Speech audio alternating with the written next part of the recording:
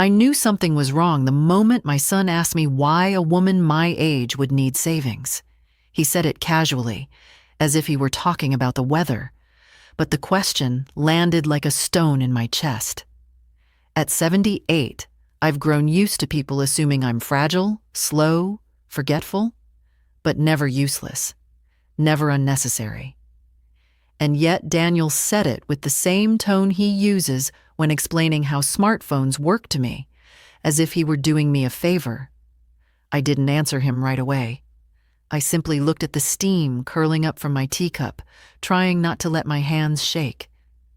I've always hated it when my hands shake in front of other people. It makes them think they can finish my sentences for me, or worse, make decisions on my behalf. Daniel stood in my kitchen, tapping his car keys on the counter, impatient the way only a grown man who has forgotten he was once someone's child can be. "Mom," he repeated, "I mean it. What are you saving money for? Emergencies? Future plans? Come on."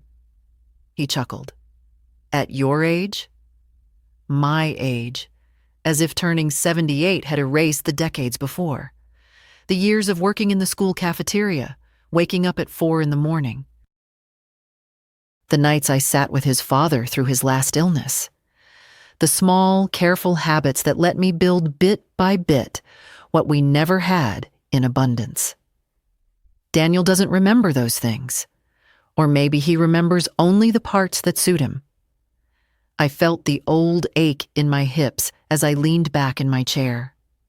The morning sun was coming through the window, hitting the dust motes just right, making the kitchen look warmer than I felt.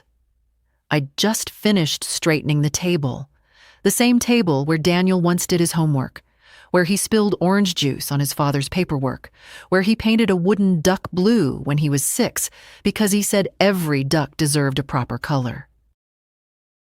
Now he looked around this room as if it were a waiting room in a hospital, something temporary, something beneath him. "I just think it's silly," he continued, shrugging. "I mean, you don't travel, you don't shop, you don't go anywhere expensive. Why hang on to that money when it could actually help someone?" Someone? He meant himself. I recognized the tone instantly, that thin veneer of concern over the sharp smell of entitlement. I've smelled it before. The first time when he was 19 and needed help with rent for a place too big for him. Then at 30, when he wanted to borrow money for a business that never existed. Then last year when he said he'd take care of my online banking because it's confusing for older people.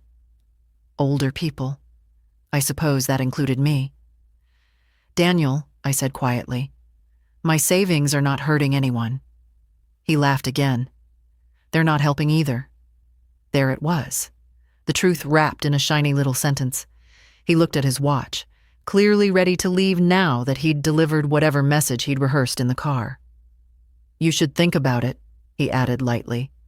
"Money sitting around doesn't do any good, not at this stage of your life." My life. He spoke as though it were already ending, as though everything I might want now, quiet mornings, a roof repaired without asking him, the security of knowing I won't be a burden, was somehow unreasonable. He kissed the top of my head quickly, like someone signing for a package, and left.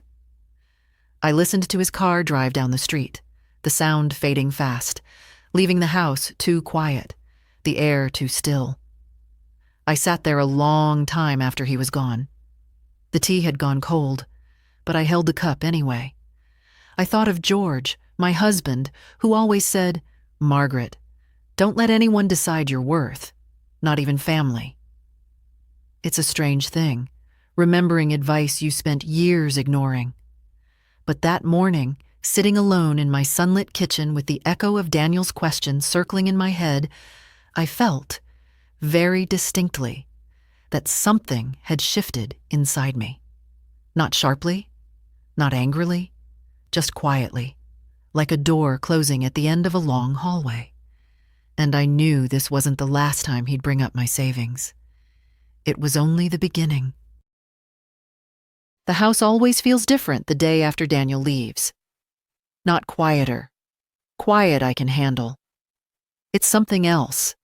Something like the echo of a slammed door that keeps ringing long after the sound itself is gone.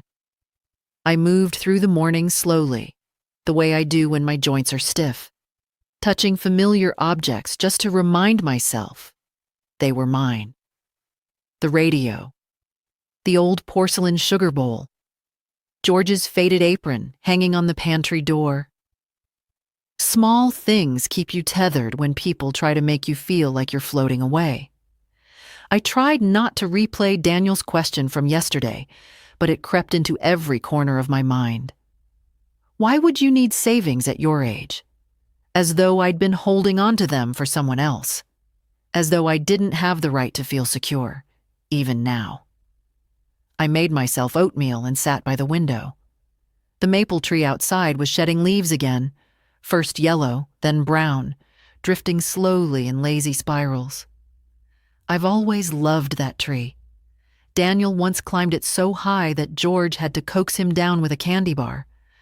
I can still hear his giggles when his father lifted him off the lowest branch. Funny how those memories feel more solid than the man he grew into. Around mid-morning, Chloe came by.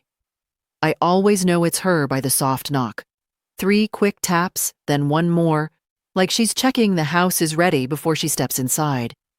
She's 24, studying nursing, tired half the time, overwhelmed the other half, but she always finds a way to drop in on me, and she never asks for anything.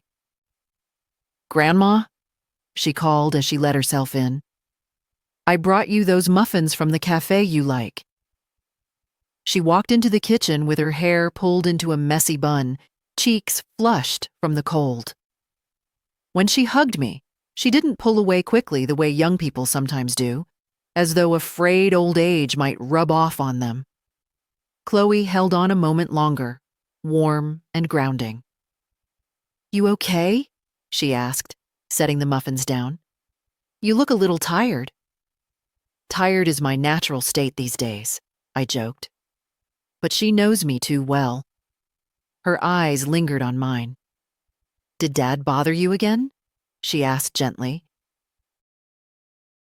I didn't answer right away.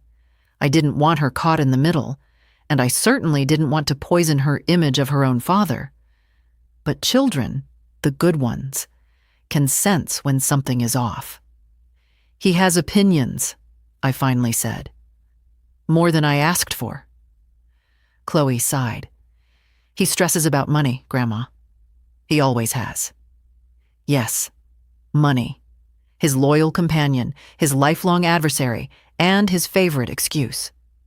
She changed the subject, telling me about her shift at the hospital, the elderly patient who insisted on calling her Sunbeam, the new coffee machine that burned everything except the actual coffee. I listened, grateful for the normalcy she carried with her. But underneath her chatter, the numbers in my head kept ticking. I'd checked my bank balance that morning, just to reassure myself, and I noticed something strange. A withdrawal for $220, then another for $78. I didn't recognize either. They weren't big enough to cause panic, not yet. But they weren't mine. I didn't mention it to Chloe. I didn't want her to worry. But I felt a slow unease settling in my chest, like cold water filling a basin, inch by inch. After she left, I walked around the house collecting my mail. Mostly catalogs and the community bulletin. Then, tucked between envelopes, a notice from the bank. A recent transaction was completed using your linked authorization. Linked authorization. That was the phrase from last year, when Daniel convinced me to give him digital access in case something happens. I'd trusted him, foolishly, thinking he'd only use it for emergencies. The notice didn't specify the transaction. I'd have to check online or call someone. But the thought alone made me tired. The sun dipped low by late afternoon, stretching long shadows across the living room. I stood by the mantel and looked at the framed photographs. Daniel as a baby, Daniel at graduation, Daniel holding Chloe when she was just a swaddled bundle. It struck me then, quiet and sharp. My son had spent years walking into my life only when something needed fixing, or paying, or smoothing over. And I had let him, because motherhood teaches you to give without keeping score. But old age, real old age, teaches you to count the cost of every yes you ever said. By evening, the unease had grown into something clearer. Not fear, not anger. Awareness. Something was happening with my money. Something I hadn't agreed to. And Daniel's question, why do you need savings at your age, no longer sounded thoughtless. It sounded planned. And I knew then that the next days would reveal more than I was ready to face. I didn't sleep well that night. Not because of fear. Fear is something I learned to manage long ago. But because the house felt unsettled, as if it were holding its breath with me. I kept waking up, listening to the hum of the refrigerator, the ticking of the hallway clock, the soft shifting of the wind outside. Everything familiar, yet nothing comforting. By morning, I'd convinced myself it was all a misunderstanding. Maybe the bank notice was just a routine alert. Maybe the small withdrawals were some subscription I'd forgotten I'd signed up for. The world has a way of sneaking payments out of you like that. So I made coffee, sat at the table, opened my old laptop, and signed into my account. The numbers didn't lie. 2 more withdrawals. Both approved using Daniel's linked access. I stared at the screen until the letters blurred. Not because of age, my eyesight is still decent when it wants to be, but because there is a particular heaviness that comes when you realize you handed someone the very tool they're using to cut into you. That was the moment the doorbell rang. Daniel never rings. He barges in, shouting, "Mom?" like a boy looking for juice in the fridge. So when I heard the chime, I knew he was already coming with a story prepared. "Hey," he said, stepping in with a smile too bright for morning. "Thought I'd stop by." He didn't even give me time to answer. He walked straight to the counter, grabbed a glass, filled it from the tap like he lived here, then leaned against the sink, studying me. "You look tired," he said. "Rough night?" "Fine enough," I replied. He made that face, half sympathy, half impatience. "Listen, about what I said yesterday, you know I didn't mean anything by it. I'm just trying to help you think practically." Practically. A charming word when used by someone who has never once been practical. "I'm 78, Daniel," I said quietly. "Not incompetent." He laughed too loudly. "I didn't say you were. But Mom, come on. What are you saving all that money for? A rainy day? It's practically pouring for me right now." There it was, not even dressed up. "For you," I repeated. "Well, for us," he corrected quickly. "For family. You always said family should help each other." Yes, I did say that. But somewhere along the way, help became a one-way street leading straight to him. He watched me carefully then, trying to read my silence.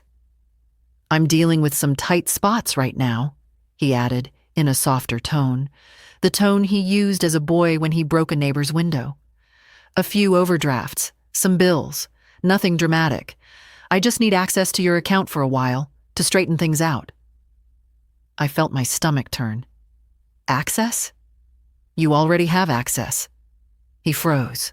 For a second, just a flicker, his eyes widened. Then he recovered. "Mom," he said slowly, "of course I used it. For small things. But you know I'd never take advantage of you." I wanted to believe him. God knows, mothers always want to. But the numbers on the screen were still fresh in my mind, and his voice, smooth, persuasive, only made them feel sharper. "Daniel," I said, keeping my voice steady, You need to tell me exactly what you've been doing with my account." His expression tightened. Not guilt, but irritation. As though I were making his life harder by asking simple, necessary questions. "I'm doing what makes sense," he snapped. "Your money shouldn't just sit there. And really, Mom, you don't have the expenses you used to. You don't travel, you don't buy things, you don't—" "I don't matter enough," I finished for him. His mouth opened, closed. "That's not what I said." "No," I replied. "But it's what you meant." The kitchen felt smaller then, the air between us thicker, older. Daniel put the glass down, a little too firmly, and I saw something in his face I'd never wanted to see: ownership. The kind a man feels when he thinks he's entitled to something simply because he's decided it's his. "Look," he said finally, lowering his voice. "Just give me official permission. The bank keeps calling me, asking for confirmation on things. It would be easier if I could handle it myself. You don't need to stress about it." Easier. For him. "Let me think about it," I said. He exhaled sharply, annoyed. "Why think about it? It's common sense." "No," I thought. "Common sense is keeping your own money safe. Common sense is not mistaking love for obedience." But I didn't argue. Daniel left a few minutes later, already on his phone, already talking fast, already assuming I'd do what he wanted, as I always had. The house settled again after the door closed. Quiet. Still. I sat back down in front of my laptop, stared at the numbers one more time, and understood something with a clarity that made my hands go cold. Daniel wasn't asking for access. He was normalizing the fact that he'd already taken it. And that meant I needed to find out just how much he had done. I didn't wait long. The moment Daniel's car disappeared down the street, I put on my coat, grabbed my handbag, and stepped outside before I could talk myself out of it. At my age, hesitation is sometimes just another way of surrendering, and I've surrendered enough in this lifetime. The autumn air was sharp, almost metallic, cutting through the fog that had settled inside me these past days. The bank was only a 10-minute drive, but it felt longer. I caught myself gripping the steering wheel too hard, my knuckles pale. I kept hearing Daniel's words, "Let me handle it, Mom. It's easier." Easier for whom? The more I repeated the conversations in my head, the more I felt a quiet, rising certainty. Something had been happening behind my back for longer than I wanted to admit. The parking lot was nearly empty. Inside, the air smelled faintly of printer ink and the cheap citrus cleaner they've used for years. A young man at the reception desk looked up and offered a bright, polite smile. Too bright for how tired I felt. "Good morning, ma'am. How can I help you today?" "I need to speak with a manager," I said. "Someone who can look into my recent account activity." He nodded and typed something quickly. "Of course. Let me see who's available."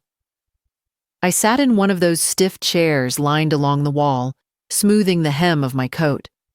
I watched the young man whisper something to a woman in a navy blazer. She looked over at me with a kind of cautious sympathy, the kind people reserve for the very old or the very confused. I straightened my back immediately. I may be old, but confusion was not the reason I was here. "Mrs. Hensley?" the woman called. I followed her into a small office. Sunlight filtered through blinds that hadn't been dusted properly. She introduced herself as Marissa Bolton, Senior Account Manager. Her voice was soft but clipped, trained to sound calm no matter the mess people brought into her office. "What can I do for you today?" I handed her the printed notice from the mail. "I received this yesterday. I didn't authorize these recent transactions." She read it carefully, then clicked through my account on her screen. Her eyebrows twitched just slightly, a movement she tried to hide, but I caught it. "Let me pull up the details," she murmured. I sat still, hands folded in my lap. A lifetime of self-control in one posture. After a moment, she turned the monitor slightly toward me. There have been several small withdrawals over the past 2 weeks, and a number of scheduled transfers. Scheduled? My voice was thin, unfamiliar. Yes, automatic payments. Some of them were added about 5 months ago. She hesitated. They're labeled under your secondary authorized user. The room got smaller, the air thicker. Who is that? I asked, though I already knew. Daniel Hensley, she said. Your son. The words were gentle. The truth wasn't. I stared at the screen. Rows of payments, some small, some larger, all approved through Daniel's login. My name beside, amounts I had never seen, never agreed to. Mrs. Hensley, Marissa said softly, did you knowingly give him full authorization to manage your account? I swallowed. The lie I'd told myself for months finally cracked. I gave him access for emergencies, I whispered. Not for this. She nodded, not judging. It happens more often than you'd think, she said quietly. Sometimes family members misunderstand the responsibility. Sometimes. She paused. Sometimes they take advantage. I closed my eyes. A slow, steady exhale. The kind that comes not from shock, but from recognition. I had known. Somewhere deep inside, I had known for a long time. Can you tell me exactly what he has access to? I asked. She clicked through more screens. He can move funds between your accounts, approve transactions, modify automatic transfers, and her tone tightened. He can add new payees. It felt like someone pressed a hand to my chest. Years of trust, handed over casually, now staring back at me in cold numbers and options he never should have had. I want it all revoked, I said.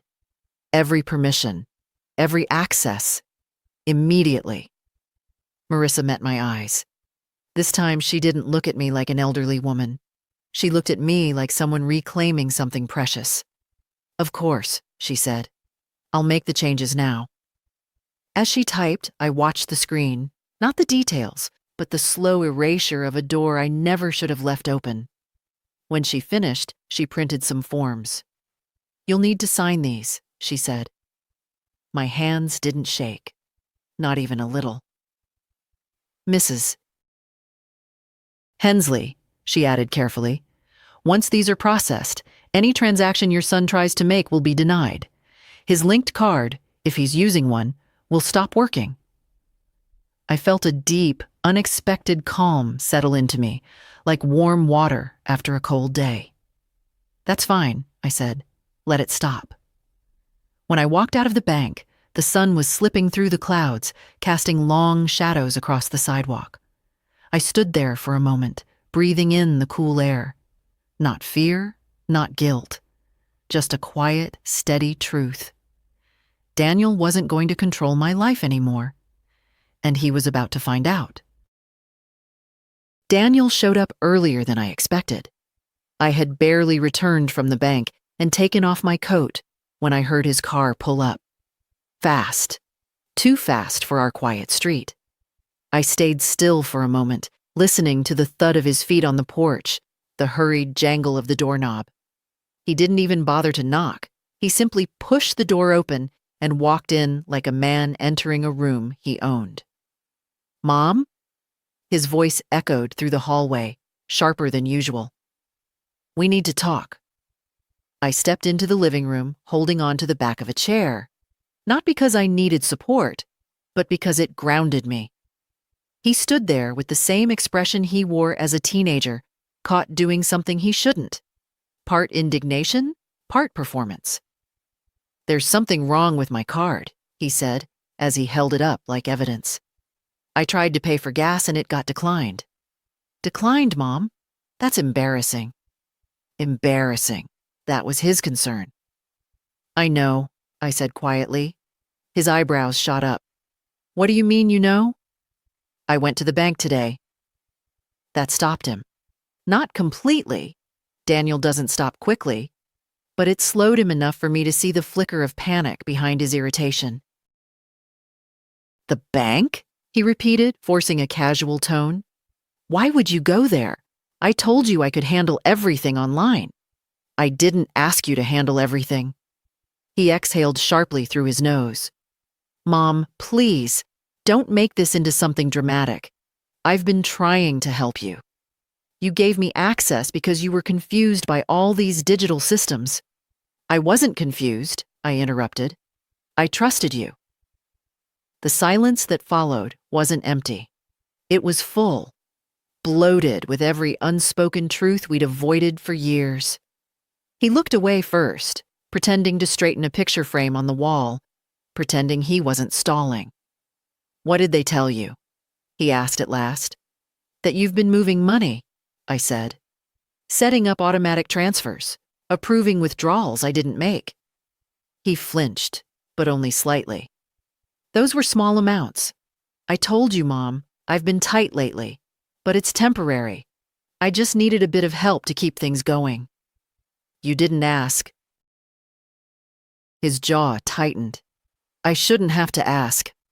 I'm your son. There it was, the belief he'd nurtured quietly for years, watered with my silence, my softness, my readiness to help. I've supported you many times, I said gently. His head snapped back toward me. Because I needed it, and you had the money just sitting there. You don't even use it. I felt a steadiness rise inside me, the kind that comes when something long neglected finally clicks into place. Daniel, I said softly, my money is not waiting for someone else to decide it's unnecessary. He laughed, a short, incredulous sound. Mom, honestly, you're overreacting. This isn't a crime. I was helping us both. You don't know what could happen in the future. I know exactly what can happen, I replied. It was happening already. He took a step toward me, hands raised as if he were talking a child out of a tantrum. Okay, let's fix this. Just call the bank and tell them to reinstate my access. It's a misunderstanding. No. He froze. No, he repeated as though the word was foreign to him. No, I said again. It's not a misunderstanding. I revoked your authorization. His face hardened, anger overtaking surprise. Mom, you can't be serious. I need that access. Things are complicated right now. So handle them, I said quietly. He stared at me, then really stared, trying to find the old softness he used to rely on, the softness he mistook for weakness. Do you know how irresponsible this is? He hissed. You're making things harder for both of us. For you, I corrected. Not us. He shook his head, pacing, running his hand through his hair, the way he used to do when he was cornered. I'm your son, he said again, as though repeating it made it more binding. You owe me some trust. I owe you love, I said. And you have it. But trust is earned, not taken. He stopped pacing. His shoulders slumped for a second, and I saw something tired cross his face. Something almost human, almost boyish. But it vanished as quickly as it appeared. So that's it? He asked. You're cutting me off? I'm taking back what's mine. He opened his mouth, closed it, then scoffed. You know what? Fine. Do whatever you want. But don't call me when things fall apart. Don't expect me to fix your problems. I let the words settle. They sounded like punishment, but they were freedom. I won't, I said. He grabbed his jacket, muttered something under his breath, and slammed the door hard enough to rattle a picture on the wall. The house trembled for a moment. Then everything fell silent. I stood there alone in my living room, the quiet pulsing around me like a second heartbeat. And for the first time in a long time, I felt something that surprised me. Not fear, not guilt, relief. The kind that comes from finally reclaiming the dignity you should never have given away. I thought the worst was over once Daniel stormed out, but the quiet that followed didn't feel peaceful. It felt like the pause before the next storm, the air thick with something I couldn't name. I tried to keep busy, washing the few dishes in the sink, folding the throw blanket on the sofa, watering the fern that refuses to die no matter how little sunlight it gets. But every small task brought me back to the same thought. I needed to know how deep his hands had already gone. By late afternoon, I found myself back in the car, driving toward the bank again. This time it wasn't impulsive. It was deliberate, heavy, necessary. The sky had turned cloudy, the kind of flat gray that makes the whole town look like it's holding its breath. I pulled into the same parking lot, feeling the same cold knot in my stomach. But this time there was something else layered underneath. Resolve. When I entered the branch, the receptionist recognized me immediately and offered a sympathetic nod before even speaking. That alone told me something. People who work in banks see enough family conflict to recognize the shape of it before anyone says a word. "Mrs. Hensley," he said softly. "Ms. Bolton is available. I'll let her know you're here." I followed Marissa into her office again, and when she closed the door, she didn't ask if I was all right. She already knew I wasn't. "How can I help you today?" she asked. "I want to understand everything," I said. "Everything my son has been doing. Every transfer. Every permission. Every change." She nodded with a seriousness that made me brace myself. "Of course. Let's go through it together." She turned her monitor toward me again. My name was at the top of the screen, warm and familiar, and beneath it, cold lines of numbers stretching back months. Marissa pointed to the earliest unauthorized changes. "These automatic transfers here," she said. "They were added in early spring. Did you authorize them?" "No." "And this recurring payment," she continued, "goes to an account ending in 18 to 42. Does that belong to you?" "No." "That account," she said carefully, "is registered to your son." My breath left me in a slow, painful wave. I clutched the armrests of the chair, but not out of shock. It wasn't shock anymore. It was confirmation, heavy, undeniable. She clicked further. "And these card withdrawals," she continued, "were made with the secondary user card. That's your son as well." "How long?" I asked. 7 months, she said. 7 months. Nearly a year of quiet taking, disguised as help. I sat still, staring at the rows of numbers. Not the money itself, that wasn't what hurt. It was the smallness of it, the way the transactions were spaced out. Not large enough to be noticed quickly. Not small enough to be accidents. The perfect size for someone who knew I wouldn't look too closely. Someone who believed I trusted him too much to question. Someone who counted on my love being blind. "Mrs. Hensley," Marissa said gently, "you're not the first person to come in with a situation like this, and you won't be the last. It's not your fault." I nodded, but the words slid off me. "How do I make sure he can never do this again?" I asked quietly. "First," she said, "we've already removed his authorization. Second, we can disable any digital access he might have set up, including auto logins. Third," she hesitated, "we recommend setting up a fraud alert on your account, not because you're at risk from strangers, but because it gives you extra notifications and oversight." "Do it," I said. She typed quickly. "And finally," she added, "you can choose to restrict account access so that only in-person transactions are allowed unless you approve them verbally."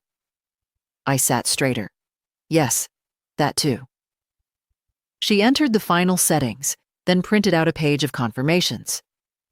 "Mrs. Hensley," she said, "after these changes go through, any attempt your son makes to transfer money, log in, or use his linked card will be blocked. He will receive denial messages. I nodded slowly. Good. We sat quietly for a moment. The kind of quiet that follows truth. Heavy, but honest. There's one more thing, she said. Would you like us to monitor your account for unusual activity and notify you personally if anything happens? I looked at her, really looked at her, and for a moment, I felt something warm push through the weight in my chest. Yes, I whispered. Please. She walked me to the door. We're here for you, she said. As I stepped outside, the clouds had parted slightly, letting in a thin line of pale sunlight across the pavement. I stood there for a moment, breathing in the cool air. I felt tired, but not in the way I usually do. This was a different kind of tired, one that comes after carrying something heavy for far too long.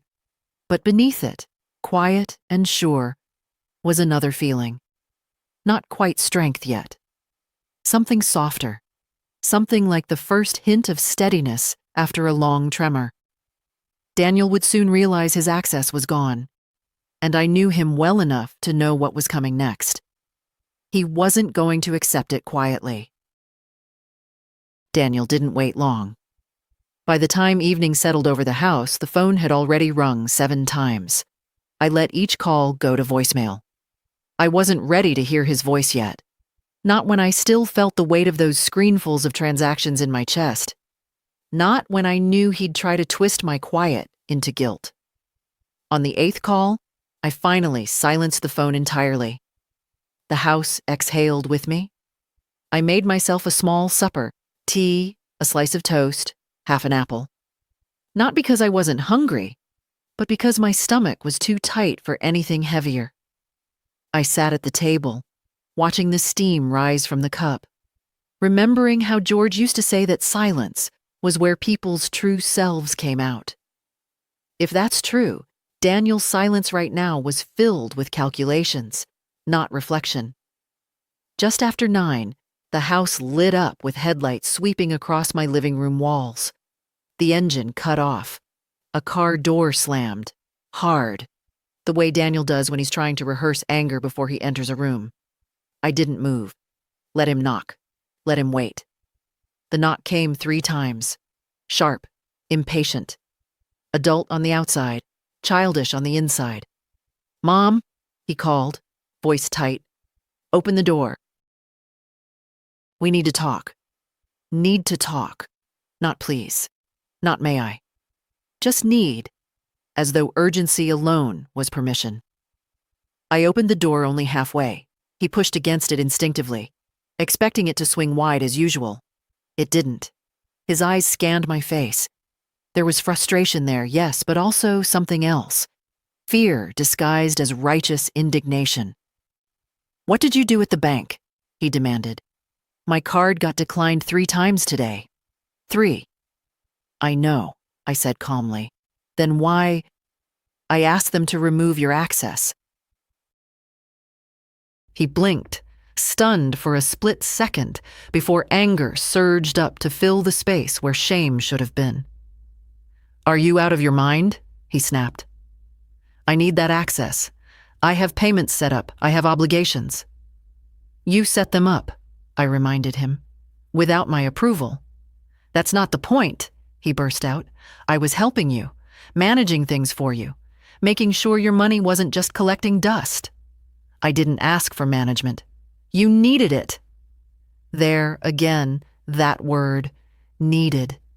As if my years, my wrinkles, my slower steps had stripped me of the right to decide for myself.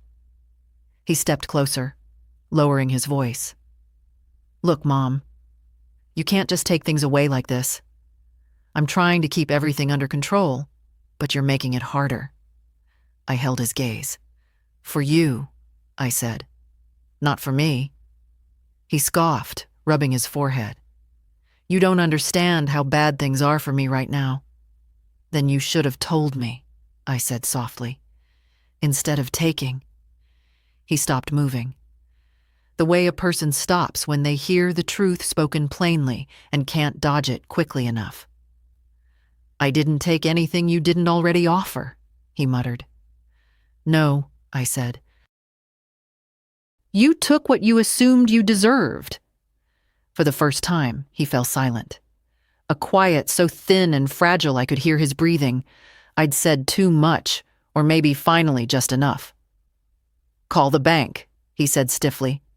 "Tell them it was a mistake. Restore my access." "No." He stared at me like he'd never heard the word before. "What do you mean, no?" "I mean no," I repeated. "The access is gone, and it isn't coming back." His jaw clenched so tightly I could see the muscle flicker. For a moment I thought he might shout or push the door or walk inside uninvited, but instead he exhaled through his teeth, sharp and bitter. "You're making a huge mistake," he said. "And when you screw up your finances, don't expect me to clean it up." "I won't," I said simply. He hesitated a second longer, long enough for me to see the truth behind his anger.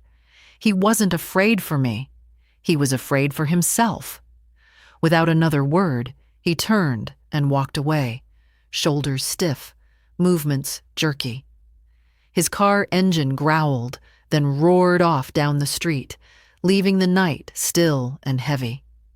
I stood in the doorway for a moment, feeling the cool air on my face.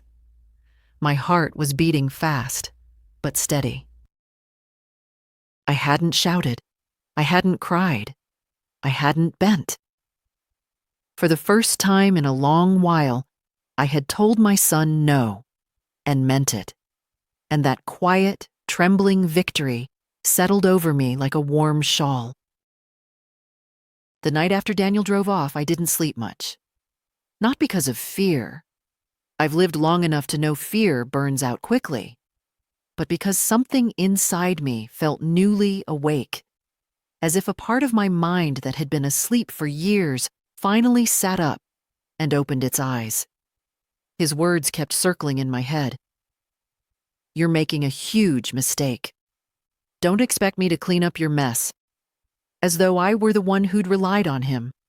As though I had ever handed him a problem and said, "Fix it." In truth, I'd spent most of my adulthood stepping between him and his messes, shielding him from consequences he never learned to bear. By morning, my body felt heavy, but my thoughts were sharp. I made tea and sat by the window as the sun crawled over the rooftops. The street was quiet. Mrs. Doyle across the way sweeping her porch, the mailman making his slow walk down the block. Ordinary things. Comforting things. Then my phone buzzed. I'd silenced it the night before, but the vibration sounded like a trapped insect, frantic and unrelenting. I didn't look right away. I finished half my tea first. Only then did I check. 15 missed calls. 7 voicemails.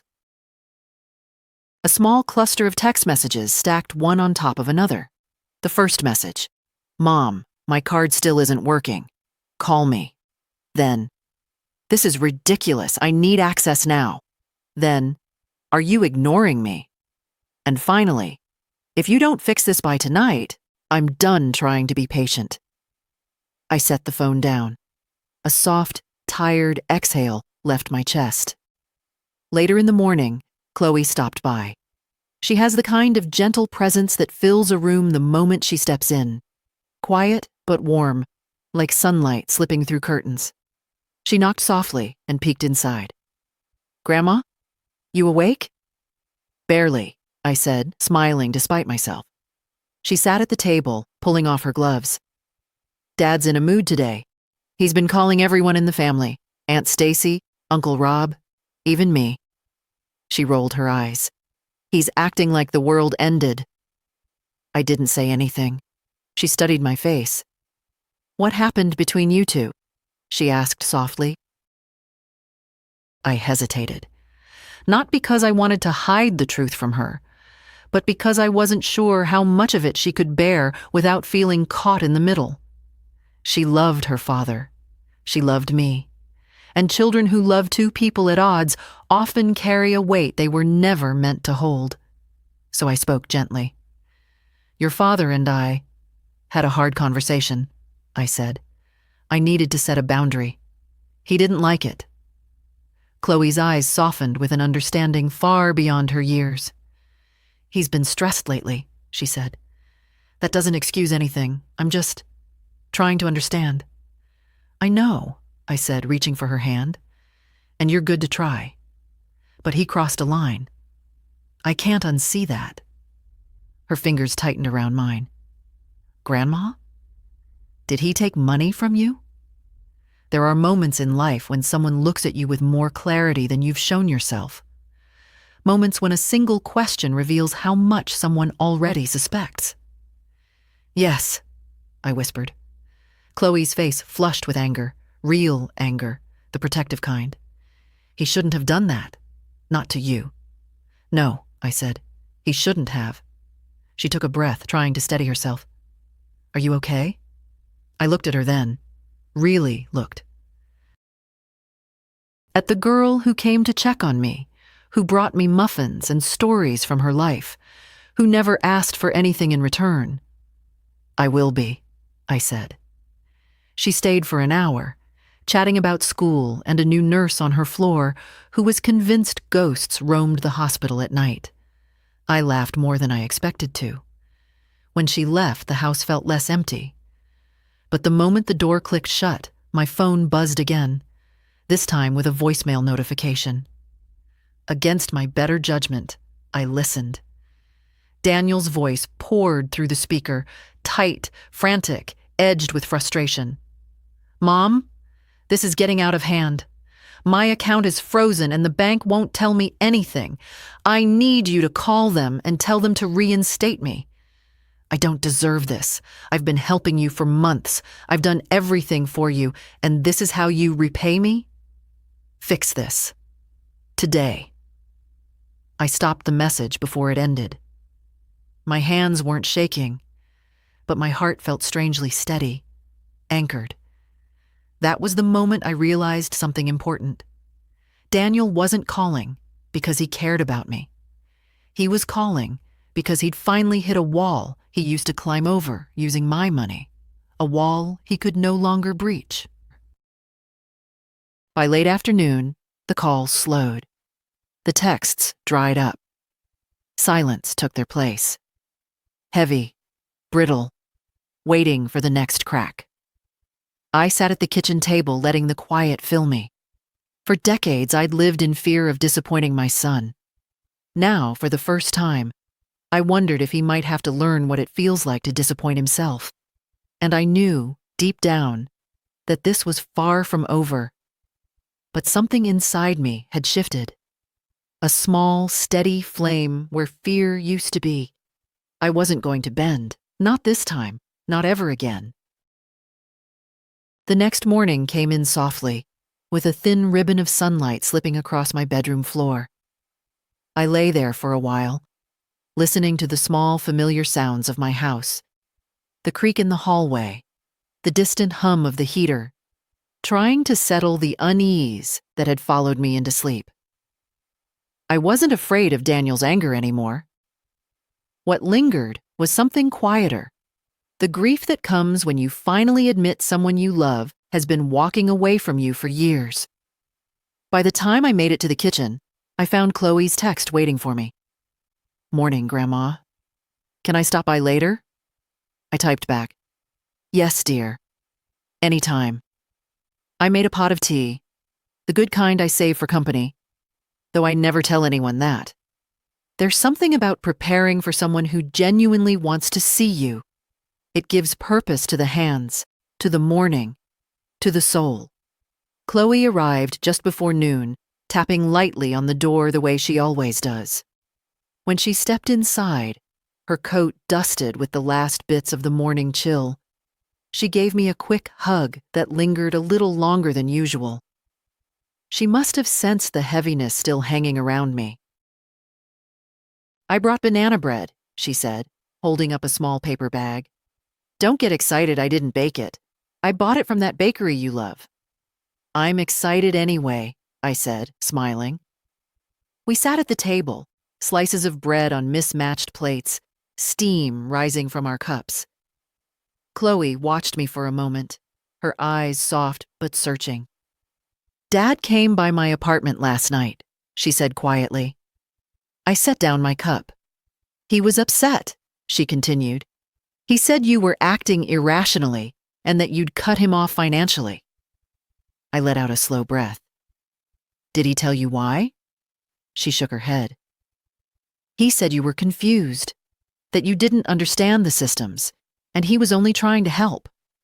But, she hesitated, choosing her words. I didn't believe him. That startled me more than anything Daniel had done. Why not? I asked softly. Chloe looked at her hands, fingers curled around the warm mug. Because I've been watching him for a long time, Grandma. He doesn't realize it, but I see the way he talks to people when he wants something. I see how everything is urgent, everything is dramatic, everything is someone else's fault. She paused. And I've seen how he talks to you, always rushing you. Always explaining things like you're doing homework wrong. Her voice trembled slightly, not with fear, but with frustration. I love him, she said. He's my dad. But he uses that love like a shield sometimes. And I don't think he even knows he's doing it. I reached out and touched her hand. You're a good daughter to him, I said. Better than he realizes. She looked up then, her eyes bright with unshed emotion. But you're my grandmother, and I'm not going to pretend he's right when he isn't. The room felt warmer after that. Not lighter, not easier, but warmer, like someone had opened a window just enough to let fresh air in. Grandma, Chloe said gently, what exactly happened, if you want to tell me? So I did. I told her about the withdrawals, about the automatic transfers, about the access I'd granted him for emergencies that had never been emergencies at all. I told her about the bank visit and the screen filled with transactions I hadn't made, and then finally, about revoking his authorization.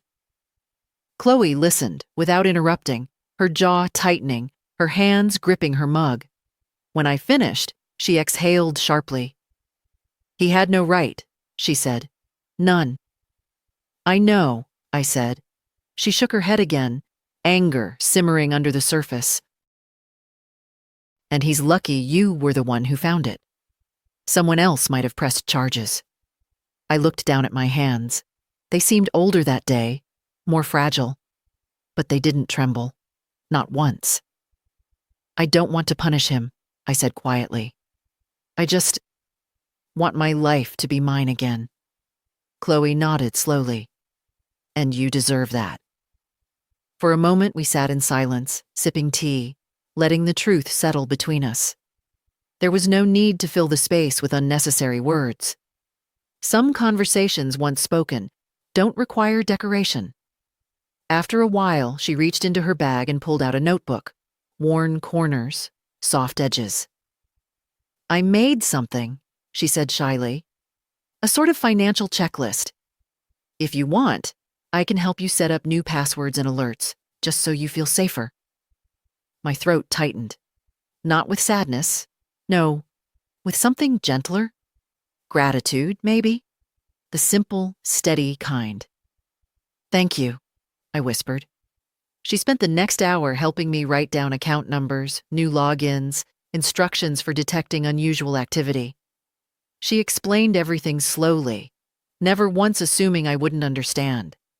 She respected me in a way Daniel no longer knew how to. As she packed her things to leave, she paused at the doorway. Grandma, I'm here. Whatever happens next with Dad, you're not alone in it. I smiled softly. I know. After she left, the house didn't feel empty the way it usually does. It felt held, supported, like someone had gently set something back in its rightful place. Daniel's world was beginning to unravel, and I knew he'd be back soon, louder, angrier, more desperate. But now I had something I didn't have before. I had truth. I had clarity. And I had someone beside me. Someone who loved without taking. The next confrontation was coming, but I wouldn't be facing it alone. Daniel returned on a Wednesday, just after sunset. I'd felt him coming long before his car turned onto my street. Not in any mystical way, but in the quiet dread that settles in your bones when you know a confrontation has been simmering, waiting for the right temperature to boil. I was in the living room, folding the same blanket I'd folded twice already, when headlights cut across my window. I didn't move. I simply placed the blanket on the armchair and rested my hands on its soft edge, steadying myself. His knock was not a knock. It was a demand. 3 hard strikes, a pause, then 2 more. "Mom," he called, voice tight. "Open the door." I opened it only part way, just enough to see him clearly. His face was unshaven, his hair disheveled, his eyes carrying the frantic shine of a man whose plans had collapsed faster than he could rebuild them. "We need to talk," he said, pushing the door farther. This time, I held firm, and for a split second he looked startled, as though the door had betrayed him. "Come in," I said quietly. "But we're talking in the living room." "Nowhere else." He stepped inside, pacing immediately, rubbing the back of his neck like he used to when he was a boy, caught lying about a broken window. Only this time, the stakes were higher, and the lies were deeper. "You've made things really difficult for me," he said. "Really difficult." I sat in my chair, the one by the window. He stayed standing, looming the way people do when they're trying to tilt the power their way. "Tell me what's going on," he said. "Why are you doing this? Why would you revoke my access without warning?" "You know why," I answered. He stopped pacing. "No, I don't. I really don't." I looked at him, at the man I raised, at the boy still living somewhere inside the shell of an adult. "You were taking money, Daniel, setting up transfers. I trusted you, and you took advantage of it." "I didn't take advantage," he snapped. "I borrowed. Borrowing isn't stealing." "You didn't tell me," I said. "Borrowing without asking is not borrowing." His jaw tightened. "You're blowing this out of proportion. I've been under pressure. Bills, debt collectors. You don't understand how hard things have been for me." I felt a surprising calm wash over me. "Then you should have come to me, honestly." "Honestly?" he barked. "You would have said no. So, you decided to take instead." He flinched, not because he disagreed, but because the truth landed too close to home. "Mom, listen," he said, lowering his voice. "I need that access. I need it. Without it, everything's going to fall apart." "Then you need to fix those things yourself," I replied softly. He stared at me, eyes narrowing. "So that's it? You're choosing money over your own son?" "No," I said gently. "I'm choosing self-respect over being used." His mouth opened, then closed again, like he couldn't quite find the angle from which he usually wins a conversation. "You're acting irrational," he muttered. "You're old, Mom. You shouldn't be dealing with this alone." "I'm not alone." That made him pause. "What does that mean?" "It means I have support," I said simply, "and I'm not helpless." He scoffed. "Oh, Chloe. Let me guess. She's the one filling your head with nonsense." My spine straightened. "Chloe listens. She helps. She respects me." He waved that off with a bitter laugh. "Well, she's young. She doesn't understand responsibility yet." "No, Daniel," I said softly. "She understands responsibility better than you do." His face tightened, wounded for a flash, then quickly covered with anger.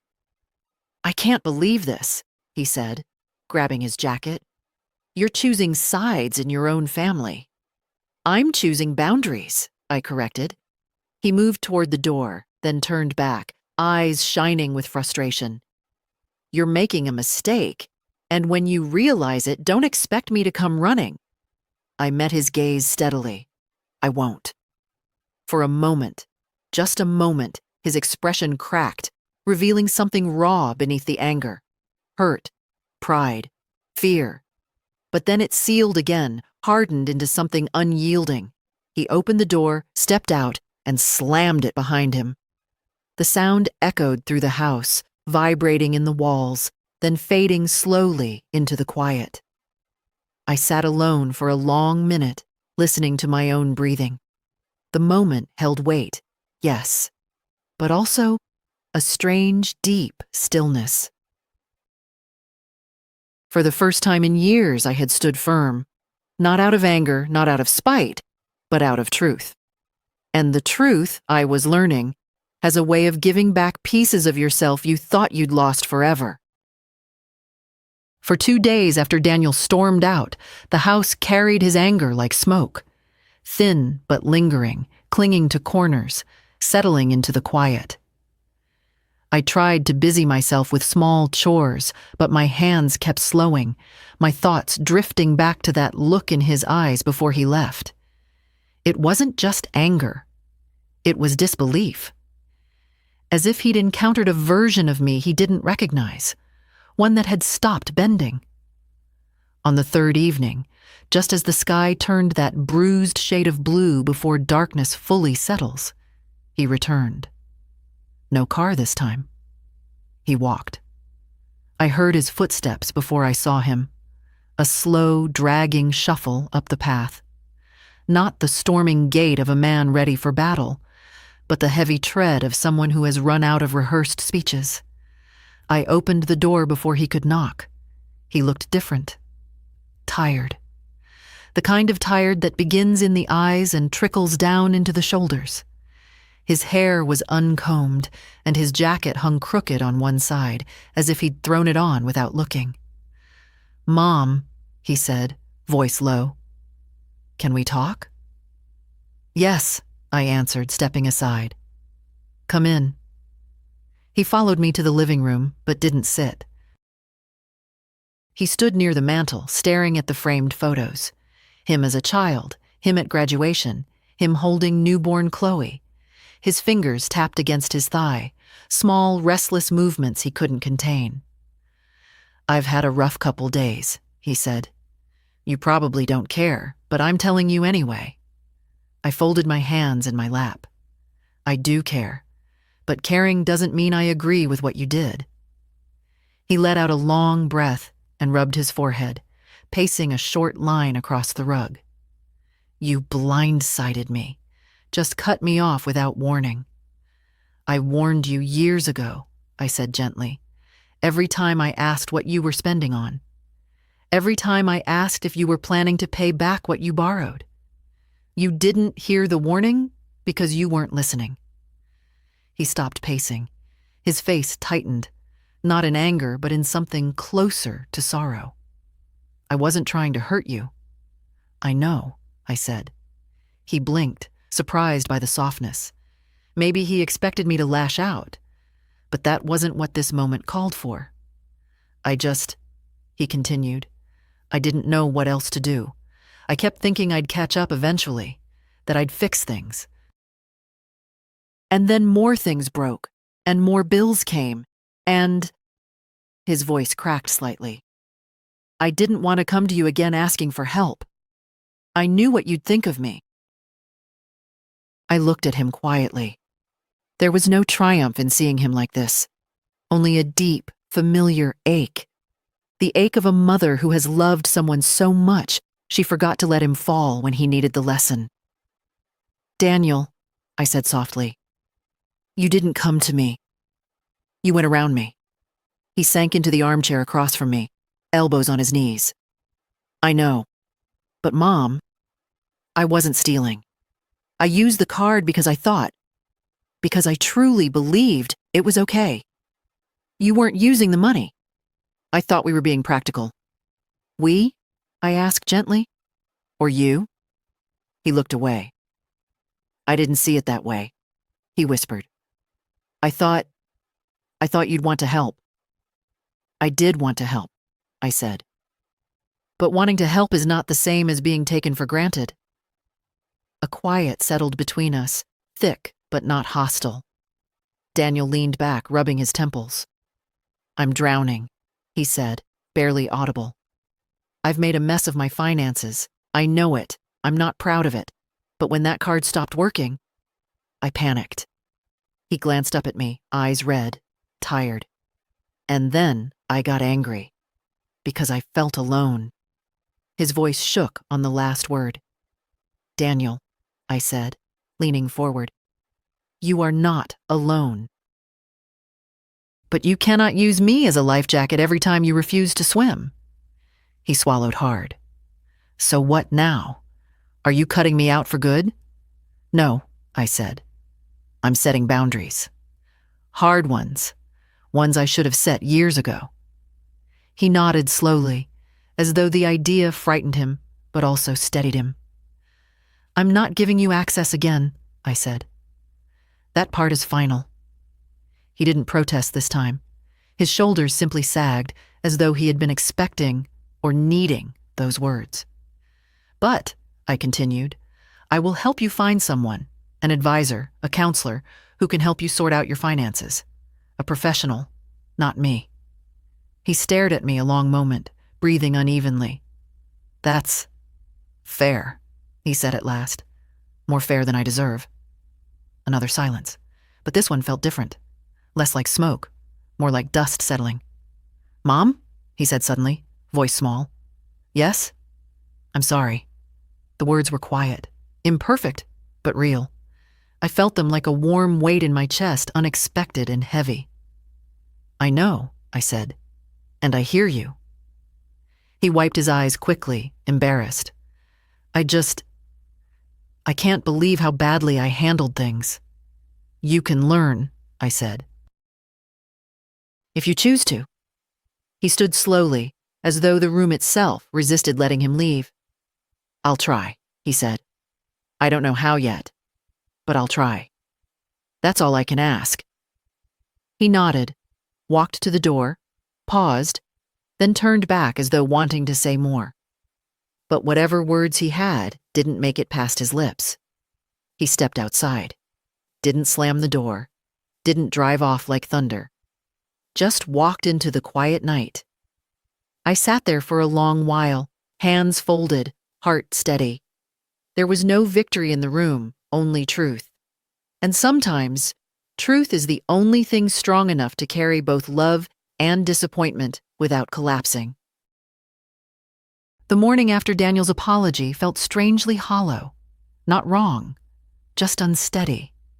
Like the quiet that follows a storm, when the sky hasn't yet decided whether to clear or break open again. I sat at the kitchen table with my tea, hands wrapped around the warm mug, letting the steam soften the ache in my fingers. Daniel's words from the night before lingered in my head. I'm drowning. I'm sorry. I'll try.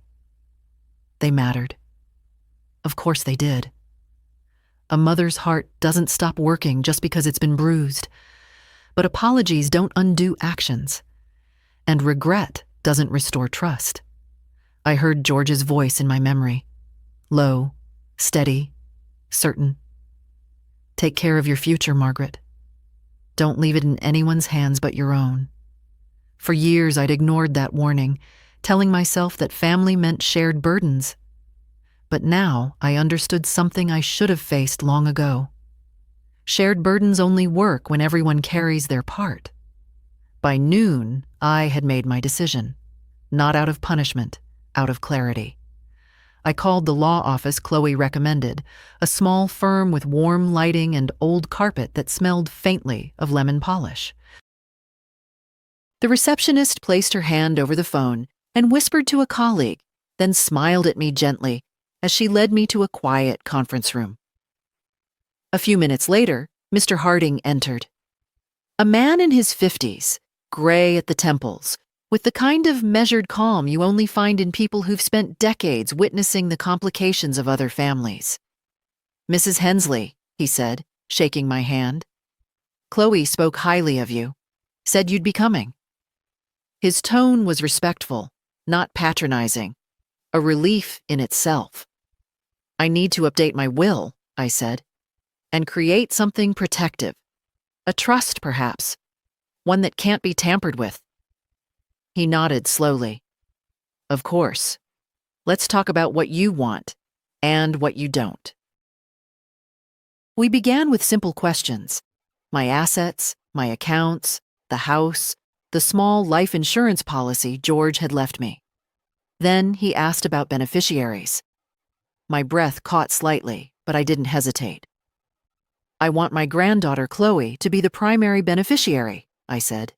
"She's the one who has shown care, consistency, respect." "And your son?" he asked gently. I folded my hands. "I don't want him disinherited out of spite, but I want him removed from anything that gives him control. No access, no management rights, nothing he can adjust or influence." Mr. Harding nodded, as though he'd seen this shape of sorrow many times before.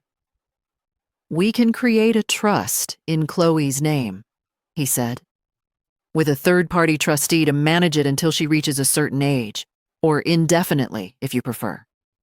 "No," I said. "She doesn't need supervision. She needs protection from the pressure that might come from her father." He made a note. "Understood." We went through the documents piece by piece. He explained everything plainly, never rushing, never assuming I couldn't follow. I initialed here, signed there, reviewed clauses that safeguarded against future manipulations. It felt both heavy and liberating, the weight of responsibility mixed with the quiet dignity of reclaiming what was mine. At one point, Mr. Harding paused. "Mrs. Hensley," he said softly, "do you want to explain why you're making these changes? You don't have to, but sometimes it helps clarify your intentions." I looked out the window behind him. The sky was a muted gray, the kind that hovers between calm and rain. "My son is struggling," I said. "I'm not blind to that, but struggle doesn't give him the right to compromise my safety or my future.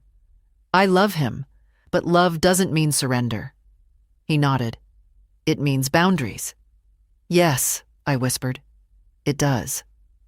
When all the paperwork was done, I placed my signature on the final page. My hand didn't shake. Not once.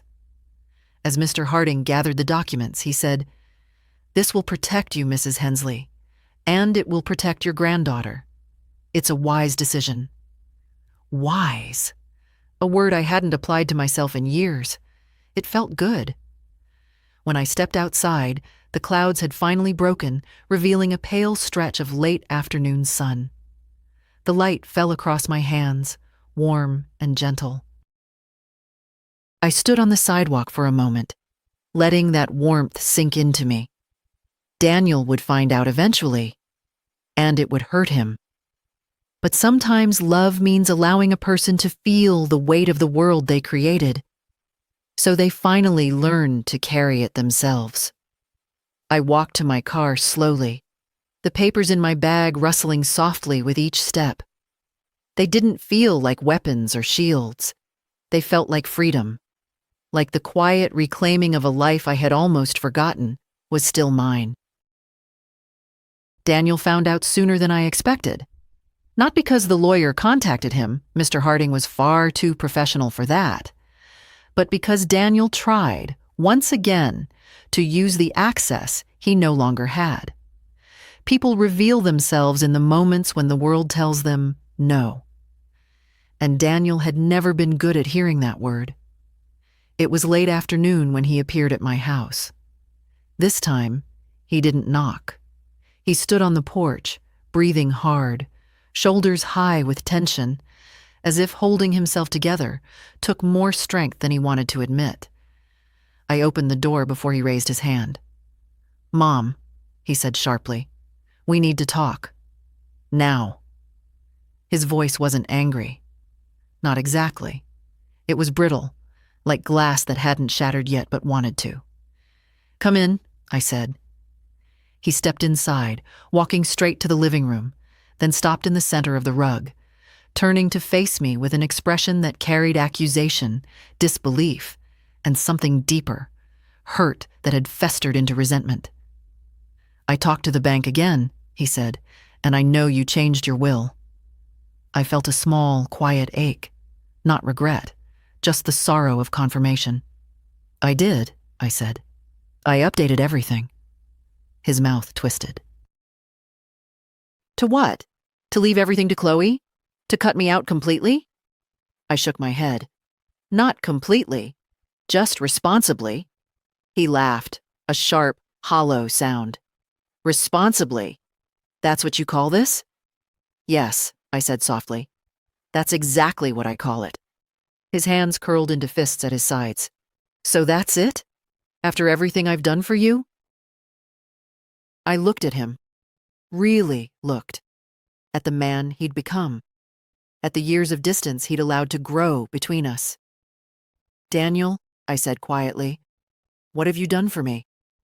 He blinked, stunned by the question.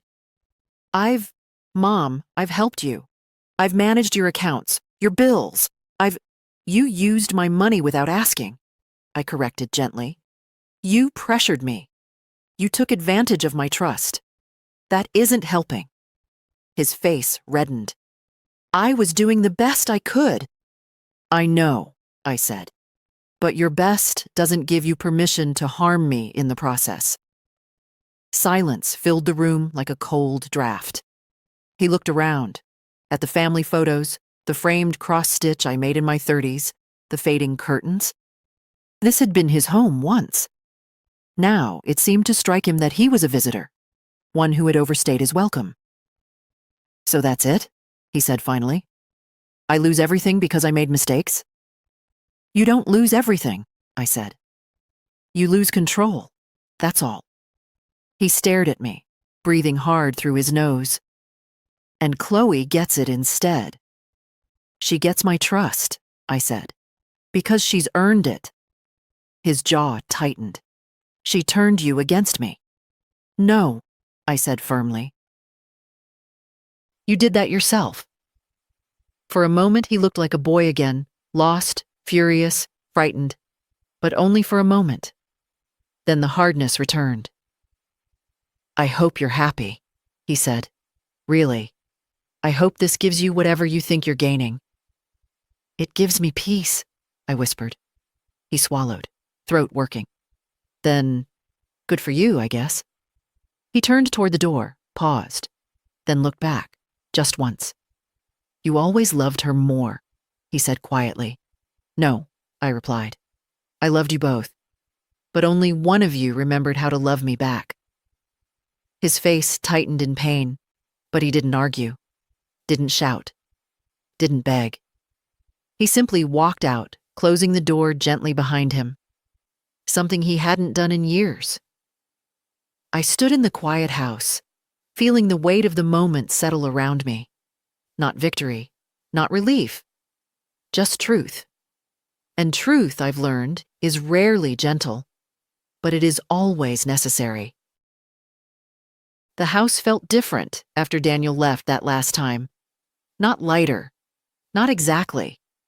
More like a room after a long argument, when the air is still heavy, but something inside it has shifted into place. I walked slowly through each room that evening, touching the edges of furniture the way you steady yourself after standing too quickly.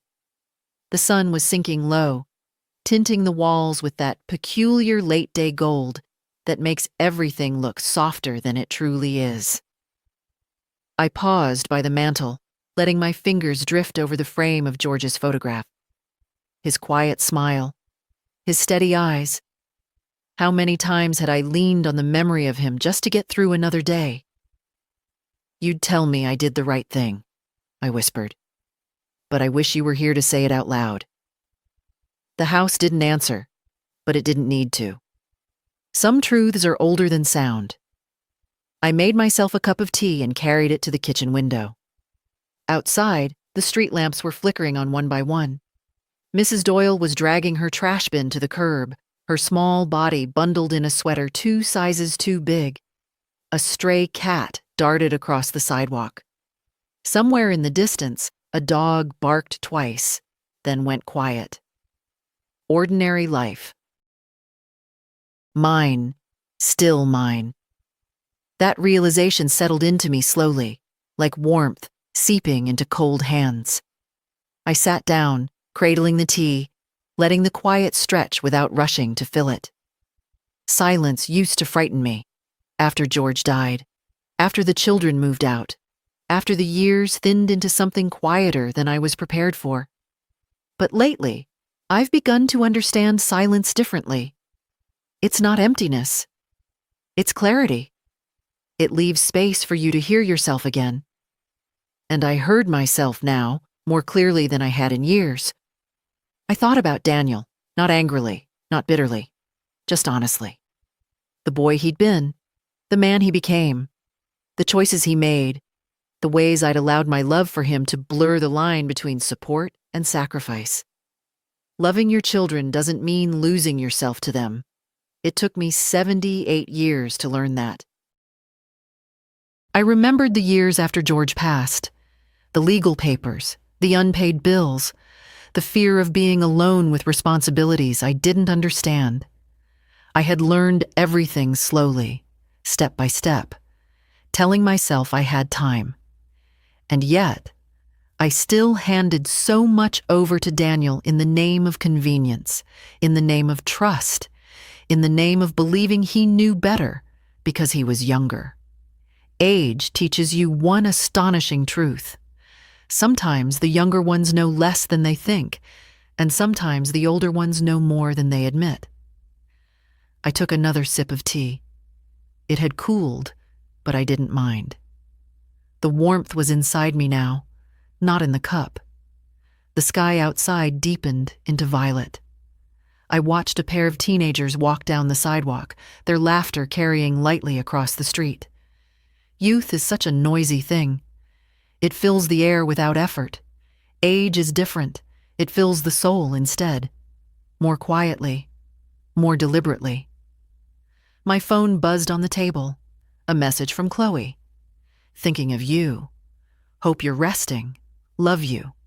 A simple sentence. But it reached places inside me. Daniel's words hadn't touched in years. I typed back, "I'm all right, dear. Love you too."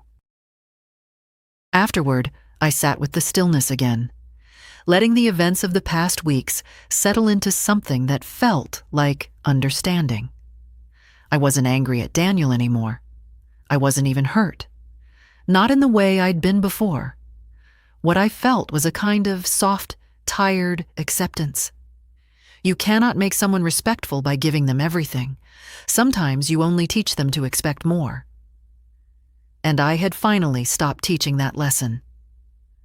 The clock in the hallway chimed, a low, steady note. I rose slowly, joints protesting, but spirit calm. As I made my way to the bedroom, I caught my reflection in the hallway mirror, a face lined with time, hair silvered into its own kind of honesty, eyes that carried stories heavier than they once did. But there was dignity there, and peace. The kind that comes not from winning, but from ceasing to surrender. I turned off the lights, letting the darkness settle gently over the house, and climbed into bed.